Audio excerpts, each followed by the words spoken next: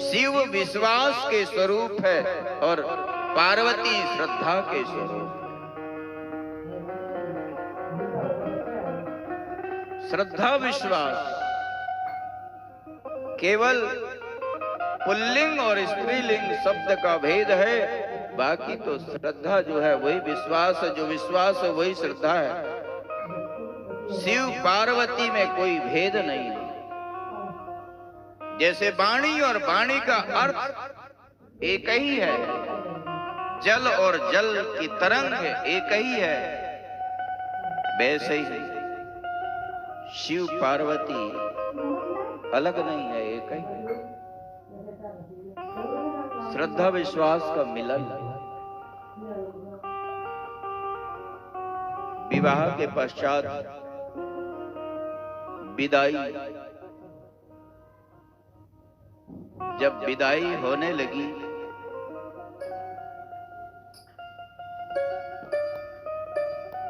तो मैना ने एक ब्राह्मणी को संकेत किया कि मेरी बेटी पार्वती को तुम पातिव्रत धर्म की शिक्षा दो। जब बेटी चलने लगे घर से तो हर एक माँ का यह कर्तव्य है अपनी बेटी को अच्छी शिक्षा दे, क्योंकि वह एक नए परिवार को अपना बनाने जा रही है। कितना कठिन काम होता है, जिनके बारे में वह जानती नहीं है, जिनको कभी देखा नहीं, जिनका स्वभाव कभी उसने अनुभव नहीं किया, उनके स्वभाव में अपने आप को ढालना, उस परिवार को अपना बनाना। नारी ने कितना त्याग किया है समाज के लिए, बहुत कुछ त्याग किया है। शिव पुराण कहता है कि जब अपनी बेटी घर से चलने लगे विदाई लेकर के, उस समय ये शिक्षा दी।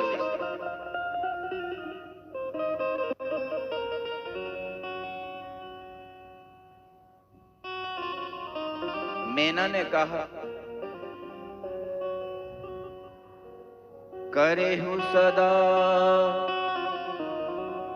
शंकर पद पूजा, करेहु सदा शंकर पद पूजा, करेहु सदा शंकर पद पूजा। नारी धरा में पति देव न दूजा, नारी धरा में पति देव न दूजा। कति विधि सृजी नारी जग माही, कति व्रत सृजी नारी जग माही। पराधीन सपने सुख नाही, पराधीन सपने सुख नाही। करेहु सदा शंकर पद पूजा, करेहु सदा शंकर पूजा। नारी धरा में पति देव न दूजा, नारी धरा में पति देव न दूजा। बेटी शंकर के चरणों की सेवा करना, यही नारी का परम धर्म है कि वह पति की सेवा करे मन वाणी। जब सीता जी की विदाई हो रही थी, सीता जी जाने लगी तो उस समय सुनैना ने क्या कहा था? सास ससुर के चरणों की सेवा कर। पर यहां मैना ने अपनी पार्वती से यह नहीं कहा कि सास ससुर की सेवा करना, शिव के चरणों की सेवा करना। क्यों? क्योंकि शिव के कोई माता पिता है, इसलिए करेहु सदा शंकर पद पूजा। शिव के चरणों की सेवा कर। बेटी पति भोजन कर ले, उसके पश्चात भोजन करना चाहिए पतिव्रता को। बैठने के पश्चात बैठे, पति खड़ा हो और पत्नी बैठ जाए, यह धर्म नहीं है। सोने के पश्चात सोए, पति के उठने के पहले उठे। ये नहीं कि पति जग जाए और पत्नी सो रही है। रामचरितमानस में हमको शिक्षा मिलती है। जब भगवान श्री राम जनकपुर में गए, वहां जब शयन करने लगे विश्वामित्र जी, तो दोनों भाई गुरु के चरणों में संवाहन करते, चरण दबाते। बार बार मुनि आज्ञा दीनी, रघुवर जाए शयन तब कीनी। बार बार आज्ञा दी, तब जाकर भगवान श्री राम ने शयन किया। फिर राम जी के चरणों को लक्ष्मण जी दबाते। राम जी ने बार बार आज्ञा दी कि भैया सो जाओ, तो लक्ष्मण सो गए। सबसे पहले गुरु सोए, फिर बाद में राम जी सोए, फिर बाद में लक्ष्मण जी सोए। और जगे तो गोस्वामी तुलसीदास जी कहते हैं, उठे लखन निशि बिगद सुनी, अरुण शिखा धुनि कान। गुरु ते पहले जागे, जागी कृपा निधान। लक्ष्मण जी सबसे बाद में सोए थे और सबसे पहले उठे, उनके बाद राम जी, फिर गुरुदेव। तो यही नियम है, सेवक को सबसे बाद में सोना चाहिए और सबसे पहले जगना चाहिए। पति के सोने के पश्चात सोए और उठने के पहले जगे। नित्य अलंकृत होकर के दर्शन दे पति को, सुसज्जित होकर श्रृंगार करके नित्य नित्य पति को दर्शन दे। हमारी प्रवृत्ति क्या होती है, जब हम बाहर जाते हैं तो खूब सजते बजते, शादी विवाह में कहीं बाजार आजार कहीं जाना हो, उत्सव आदि में, तो खूब सजते बजते हैं, और घर में वही फटे पुराने कपड़े पहन कर रहते हैं। बोल राधे राधे। सही बात कह रहा हूं? बिल्कुल सही बात है। इसका मतलब क्या है? इसका तात्पर्य यही है कि हम बाहर वालों को प्रसन्न करना चाहते हैं, घर वाले को प्रसन्न नहीं करना चाहते। शिव पुराण कहती है कि घर में पति के साथ पत्नी नित्य सुसज्जित होकर के वह रहे, ताकि उसको देख करके पति प्रसन्न रहे, उसका मन प्रसन्न रहे। पति का नाम ना ले। आप आज तो बड़े प्यार से नाम लेती हैं माताएं बहनें, क्यों? बोले नाम लेने से प्यार बढ़ता है। ये काहे का प्यार बढ़ता है? पति का नाम नहीं ले। एक पत्नी के पति का नाम था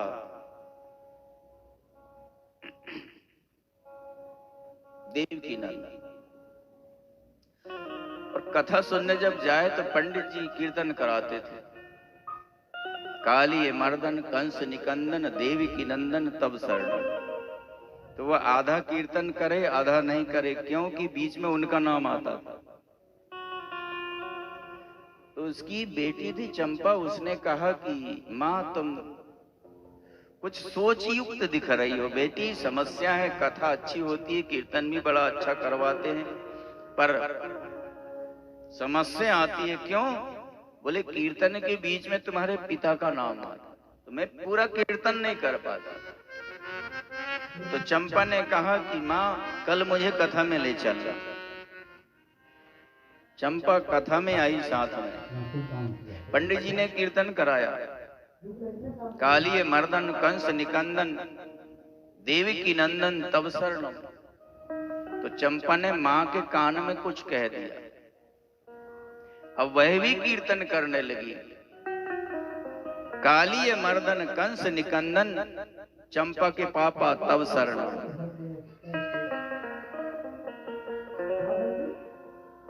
पति के नाम ना ले,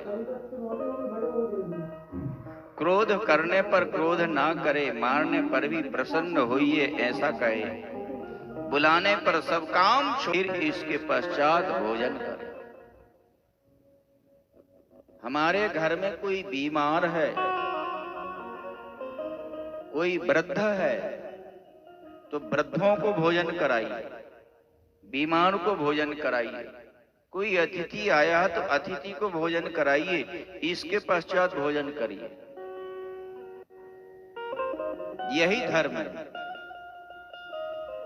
ये नहीं कि बहुत सारे लोग आ गए भोजन कराएंगे, बचेगा नहीं बचेगा, पहले ही अपने लिए थाली लगा करके ढाक कर रख दिया।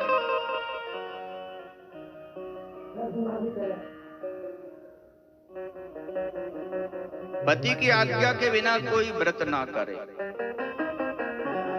पति नपुंसक हो, दूरस्थ हो, बहुत दूर रहने वाला हो, रोगी हो, वृद्ध हो, सुख दुख में उसका साथ दे, सुख दुख में साथ दे। स्त्री धर्म में 3 दिन तक वह पति को मुख न दिखाए। सबसे पहले स्नान के पश्चात पति के दर्शन करे अथवा सूर्य भगवान के दर्शन करे।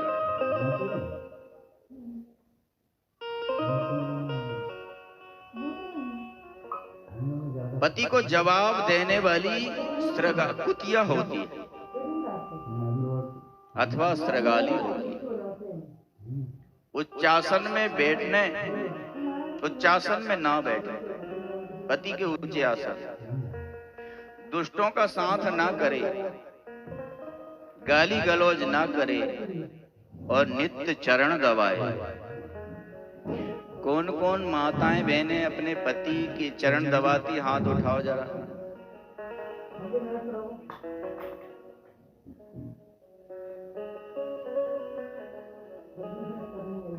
सच्ची सच्ची से उठाना।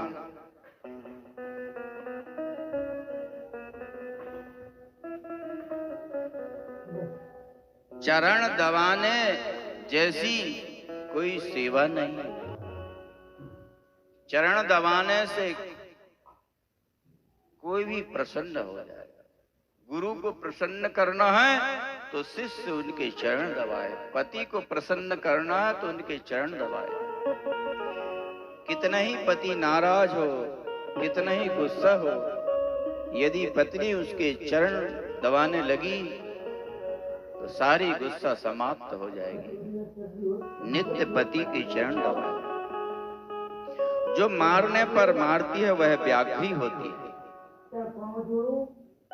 पति को छोड़कर जो मिष्ठान्न अकेली खा लेती है वह सुकरी होती है, सुईरी। जो तू करके बोलती है वह गूंगी होती है, दूसरे जन्म। जो सौत से ईर्षा करती है वह दुर्भगा होती है। पितृवंशा मातृवंशा पतिवंश्यास्त्रयः त्रयः। पतिव्रतायाः पुण्येन स्वर्गे सौख्यानि भुञ्जते। स्वर्गे सौख्यानि भुञ्जते। तीन वंश का उद्धार कर देती पतिव्रता, पितृवंश, मातृवंश और पतिवंश। तीन वंशों का उद्धार कर देती। पुत्र केवल एक वंश का उद्धार करता है, यदि सत्पुत्र हुआ तो पितृवंश का उद्धार करता है। और बेटी तीन तीन कुलों का उद्धार करती है। पिता के कुल को, माता के कुल को, पति के कुल को उद्धार करती है।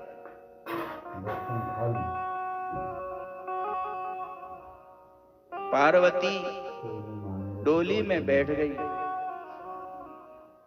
बार बार मां गले से लगाकर रो रही है, पिता गले से लगाकर के रो रहे हैं।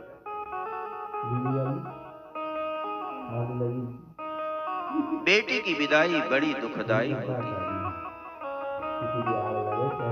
ऐसे माता पिता आपने कोई देखा नहीं होगा, कोई माता पिता आपने ऐसा नहीं देखा होगा जो बेटी की विदाई में नहीं रोए। ऐसे बहुत से पिता जगत में मिल जाएंगे आपको, पुत्र की मृत्यु हो जाती है पर रोते नहीं, उनके आंख से आंसू नहीं निकलते, पत्थर दिल हो जाता है। पर ऐसे पिता, ऐसे माता आप जगत में नहीं देखेंगे जो बेटी की विदाई में रोते नहीं। पत्थर से पत्थर दिल भी पिघल जाता है बेटी की विदाई में,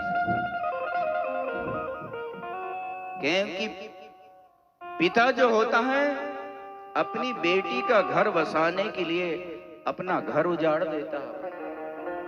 संसार में ऐसा कौन होगा जो दूसरे का घर बसाने के लिए अपना घर उजाड़ दे? केवल पिता ही होता है।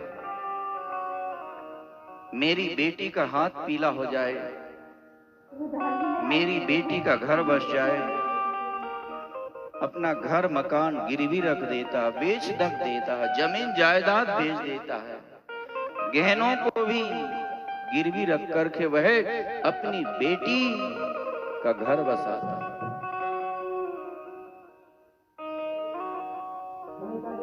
बेटी एक तो उसके लिए दवाई की व्यवस्था करना, मां बनकर के बेटी सेवा करती है। एक दिन कुछ ऐसा हुआ कि बेटी को कुछ तकलीफ हुआ और बेटी की मृत्यु हो गई। पिता के दिल के टुकड़े टुकड़े हो गए। एक ही तो मेरी बेटी थी जो मां बनकर मेरी सेवा करती थी, अब कौन मेरी सेवा करेगा, कौन भोजन बनाएगा? एक दिन उसने देखा सोते हुए सपना देखा कि मेरी बेटी स्वर्ग में है, दिवाली का त्योहार मनाया जा रहा है। स्वर्ग में दीपावली का त्योहार मनाया जा रहा है और सारी बेटियों के हाथ में दीपक जल रहा है, और उसकी जो बेटी थी उसके हाथ का दीपक बुझा हुआ था। पिता ने पूछा कि बेटी, सबके हाथ के दीपक जल रहे हैं, तुम्हारे हाथ का दीपक क्यों बुझा हुआ है? पिताजी, आप मेरे लिए इतना रोते हैं कि स्वर्ग में भी आपके आंसुओं से मेरे हाथ का दीपक बुझ जाता।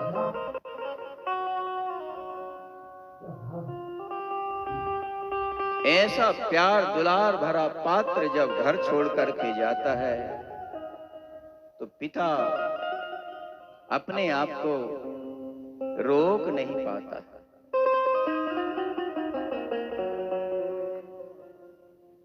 पार्वती की डोली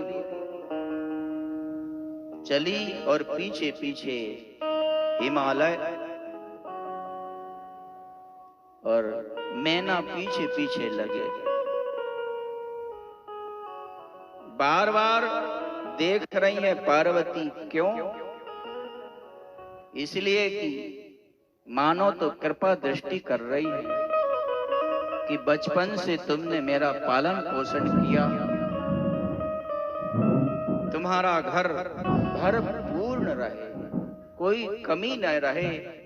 अन्नपूर्णा जो है बार बार अपने पिता माता की ओर देख करके मानो तो कृपा दृष्टि कर रही। बेटी की विदाई, जब बेटी विदाई होने लगती है तो बेटी कहती है,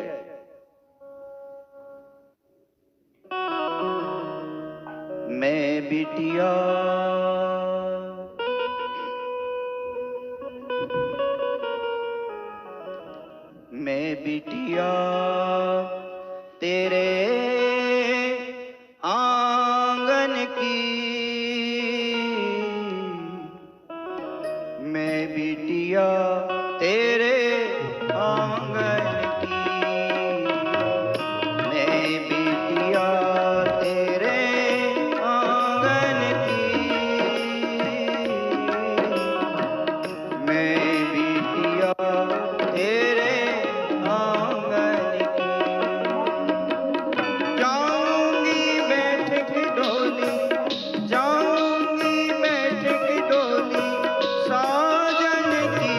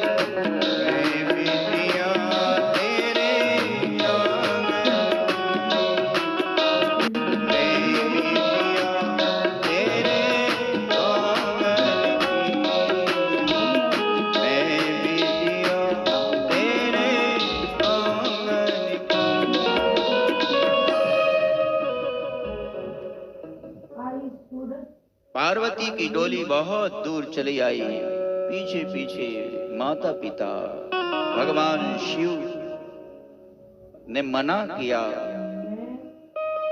हिमाचल को बहुत दूर आ गए, अब वापस चले जाओ।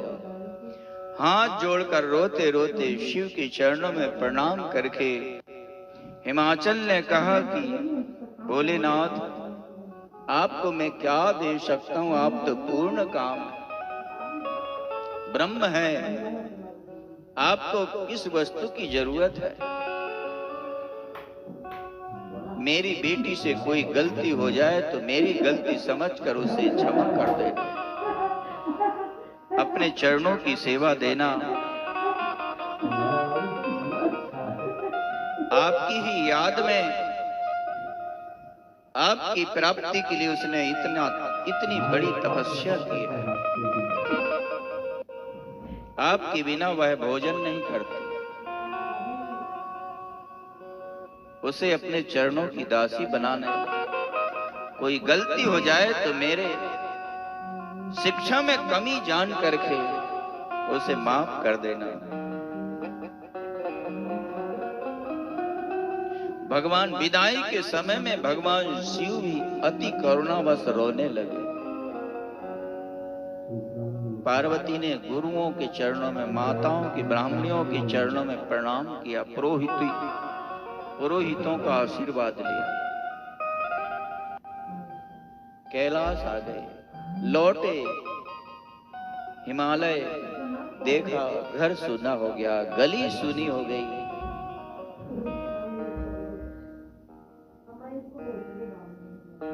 देवताओं को विदाई दी भगवान शिव ने। अब जिस उद्देश्य के लिए